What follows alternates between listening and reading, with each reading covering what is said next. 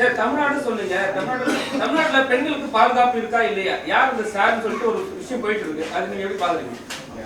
நான் தான் கடைசி ஆளாக இருக்கணும்னு நினைக்கிறேன். நீங்கள் கேள்வி கேட்குறது வெட்டி கொல்லணும், அவனை சுட்டு தள்ளணும். என்கவுண்டரில் எல்லோரும் முன்னாடி நின்று கலால் அடித்து கொல்லுங்க. அது யார் அந்த சாருங்கிறத ஒரு 2 அறை விட்டு கேட்க வேண்டியதானே. அவனையே வச்சு பொத்திக்கிட்டு இருக்கிறீங்க. ஃபோனில் இருந்திருக்கு, அவன் இன்னொரு சார் கூட படுக்கணும்னு சொல்லியிருக்கான். அதானே எவ்வளோ பெரிய ஒரு காலேஜில் ஒரு கல்லூரியில் வன்மையாக. இப்போ நேற்று சத்தீஸ்கரில் 2 நாள் முன்னாடி ஒரு பத்திரிகையாளரை வெட்டி பொலி போட்டிருக்காங்க. சென்ட்ரல்லையும் நிறைய நடக்குது, தமிழ்நாட்டில் மட்டும் இல்லை. பெண்களுக்கு எதிரான கொடுமைகள் அது கேள்வி கேட்க எல்லாருக்கும் உரிமை இருக்குது. மாபெரும் தவறு. கவர்னருக்கு மாளிகையிலேருந்து கொஞ்சம் தூரம் தான். இப்போ யார் அந்த சாருங்கியில் எனக்கு பன்வாரிலால் புரோஹித் தான் ஞாபகம் வர்றார். ஒரு அம்மாவை தூக்கி, பேராசிரியர் தூக்கி உள்ளே போட்டு கவர்னர் மாளிகை ஏவி விட்டு போலீஸ் பட போய் ஞாபகம் வருதா? சொல்கிறது புரியுதா?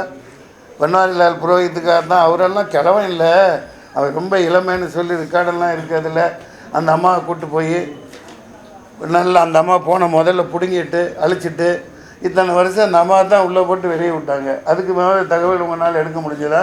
இந்த கவர்னர் மாளிகை எப்போ பார்த்தாலும் லீலா வினோதங்களுக்காகவே கட்டி விட்ருக்காங்க போல். 600 ஏக்கரு 6000 மான்கள். இன்றைக்கி தான் அது ஒரு புதிய தகவலாக இருக்குது. 98ல் நான் கவர்னர் மாளிகை முன்னாடி கிரிக்கெட் ஆடினேன்.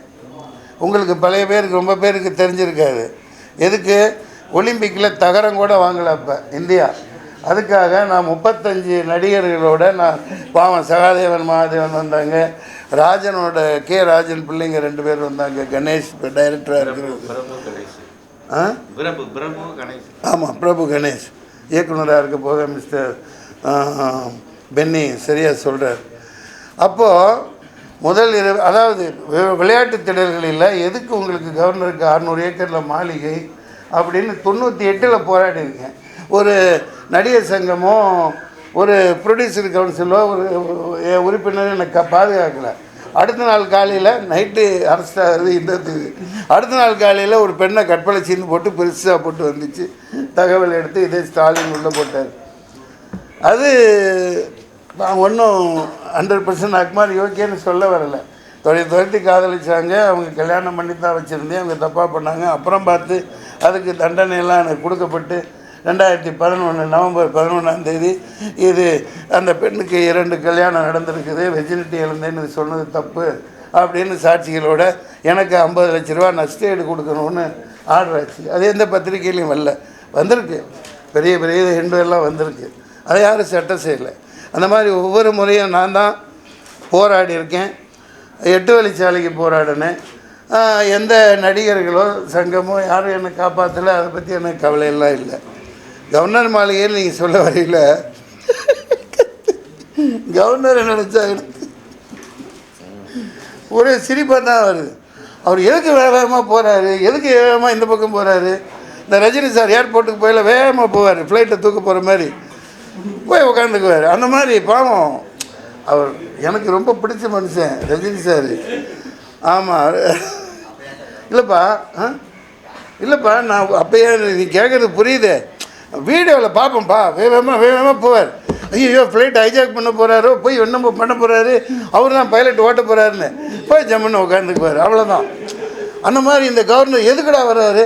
பரீட்சை எழுத போயிட்டு அவனாவது பரீட்சை எழுதாமல் அவன் அங்கே இங்கே முறைச்சி பார்த்து போட்டு உடனே பின்னாடி திரும்பி போனால் எப்படி? கல்யாண மாப்பிள்ளை மாப்பிள்ளைனாவோ போய் கல்யாணம் நடக்குது, நேராக போய் நின்றுட்டு அங்கே இங்கே முறைச்சி பார்த்துட்டு மொய்யும் எழுதாமல் இலையிலையும் நக்காமல் காசும் போடாமல் அதுக்கு பாதுகாப்புக்கு பல பேர் பின்னாடியே ஓடி வர்றாங்க. எனக்கு என்ன கொடுமைன்னா அன்னையிலேருந்து நான் எதுக்குறேன், இந்த கவர்னர் போஸ்ட்டு தேவை ஒழிச்சு கட்டுக்க சார். கோடிக்கணக்காக செலவாகுது சார்.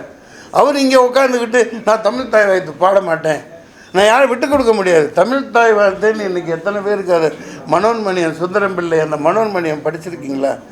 தயவு செஞ்சு வாங்கி படிங்க சார். அந்த பகுரொலி ஈருளி இயல், அதாவது அந்த இலக்கியம் ஒரு பக்கம் இலக்கிய நயம், அடுத்த பக்கம் எதிர்பக்கத்தில் வரிக்கு வரி அது கட்டுரை உரைநடை வடிவில் இருக்கும்.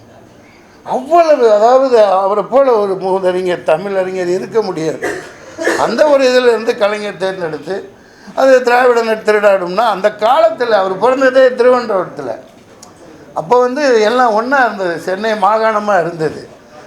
அதனால் அந்த அப்போ மொழிவழி மாகாணங்கள் பிரிஞ்சிருச்சுன்னா தமிழர் திருநாடுன்னு பாடியிருப்பார். அந்த காலகட்டத்துக்கு அந்த சீமான் மேலேயும் தப்பு இல்லை. அது விஷயங்கள் இப்படி தான். இப்போ பெரியார் குறித்து யாராவது பிஜேபிக்காரங்க எதிர்கருத்து இருந்தால் கேளுங்க. எனக்கு யாராவது கேட்டால் தான் கோபம் வரும். நீங்கள் ஒரே கேட்டுக்கிட்டு இருக்கீங்க. இது ரொம்ப அநியாயம், இதெல்லாம் ரொம்ப அநியாயம். ஆமாம் ஆமாம், சின்ன வயசில் சொல்லுவாங்கல்ல, அவன் பீதுனாடி திரும்பியாட. இந்த கவர்னர் இதே கேலி கூத்தா இருக்குதுப்பா. இவரை முதல்ல அனுப்பிச்சி வைங்கப்பா. 6000 மான்கள்ப்பா. 100 ஆடு வளர்த்தாவே மாதத்துக்கு 2 ஆடு மண்டை போட்டுருது. ஸோ எத்தனை மான் மண்டை போடும்? இன்னொன்று எனக்கு ஆற்றாமை என்னென்னா, மற்ற கவர்னர்லாம் பண்ணுவாங்க. அப்புறம் இதுக்கு முன்னாடி சென்னாரெட்டி, அதுக்கப்புறம் இருந்தால் என் குழந்தைக்கு அங்கே முடிய இறக்கியிருக்கேன். அங்கே ஒரு தர்கா இருக்குது, 2 இருக்குது. ஒரு வழி பாதையாக அந்த பக்கம் பிரித்து விட்ருப்பாங்க. மக்கள் வாட்டுக்கு டெய்லி போவாங்க. அந்த தர்காவில் போய் கொஞ்சம் நேரம் உட்காந்து தியானம் மாதிரி பண்ணிவிட்டு, நான் 4-5 வாழைத்தாரை மாதத்துக்கு ஒருக்கா கொண்டு போய் அதில் பழமாக நைட்டே கொஞ்சம் நல்ல பழுத்து தான் எடுத்துக்குவேன். குறைஞ்சது 2 வாழைத்தார். அப்போல்லாம் வெறும் 150 ரூபா கொடுத்தா பெரிய தார் வரும். அது மான்களுக்கு ஒன்றுனா கொடுப்பேன், சாப்பிட்டு போகும். ரொம்ப ஒரு மனசுக்கு சந்தோஷமாக இருக்கும். இப்போ அங்கே போய் பார்த்தா அந்த பேரிகேடே ஒரு 1000 இருக்குங்க. அங்கே தீவிரம் உள்ளுக்குள்ளே யாரையோ வச்சு அவ்வளோ தடுப்பு. அட பாவி, ஏதோ ஒரு இந்த பாட்டிலில் ஒரு 1/2 லிட்டர் வாங்கிட்டு இப்படி வச்சுட்டு அவன் போயிருக்கான். என்ன கொண்டு போய் அங்கே நான் வச்சுருக்கான். இங்கே அங்கே முதல்ல நியூஸ் பிளாஸ் ஆகுது, கவர்னரை ஒழிச்சு கட்டிட்டாங்க, கவர்னர் உயிர் தப்பித்தார். இது என்ன பண்ணுறது இதுக்கு? அதுக்கு பயந்துட்டு தான் இவங்க இவ்வளோ போலீஸ் போட்டிருக்காங்க போல். அப்புறம் முந்தா நேற்று ஒரு 4 நாள் முன்னாடி கிறிஸ்மஸ் விழா நான் இதுக்கு போனேன். அந்த எங்கேயாவது போகணுமே சுற்றணுமே, அந்த பெசன் நகர் பீச்சு நகர முடியல, இன்ச்சு கூட நகர முடியல. வண்டி எடுத்துகிட்டு வேதனையாக போச்சு. அப்படியே நகர்ந்து உள்ளே போகிறதுக்கு 2 மணி நேரம் ஆகிடுச்சு. பெசன் நகர் பீச்சு அங்கே ஒரு இடத்துல வண்டியை திருப்பலான்னா ஒரு பெரிய பங்களா மாதிரி இருந்துச்சு. காம்பவுண்டு திறந்து இருந்தது. ரிவர்ஸ் போட்டால் 10 பேர் துப்பாக்கி எடுத்துகிட்டு வர்றான். கவர்னர் மாளிகை அது. அவர் காலையில் 5 மணிக்கு அங்கே போய் கண்ணு முழிச்சு முதல் சூரியனை அங்கேருந்து பார்க்கணுமா. அங்கே ஒரு கெஸ்ட் ஹவுஸு உடச்சி தள்ளிட்டு எல்லாம் மக்களுக்கு திறந்து விட வேணாம். கவர்னர் மாளிகையிலேயும் போராட்டம் 98 அப்படியே இருக்குது. இன்றைக்கி 30 வருஷம் கிட்ட ஆக போகுது. அதாவது அங்கே ஸ்விம்மிங் பூல் கட்டுங்க, இது ஒலிம்பிக்குக்காக இது கொடுங்க. காலையில் போய் பாருங்கள், இந்த சண்டே இன்றைக்கி பிச்சுக்கு எவ்வளோ அடிச்சுக்கிறாங்க நம்ம பசங்க. கிரிக்கெட்டுக்கு 10 கிரவுண்டு ஒதுக்குங்க, கட்டி விட்டு ட்ரைனிங் கொடுங்க. எதுக்கு கவர்னருக்கு அவ்வளோ மாளிகை? அவர் என்ன வெங்காயம் உரிச்சிட்டாரு?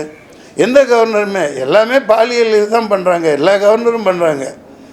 அப்போ யார் அந்த சாருங்கிறதுல எனக்கு தான் கொஞ்சம் சந்தேகம் இருக்குது.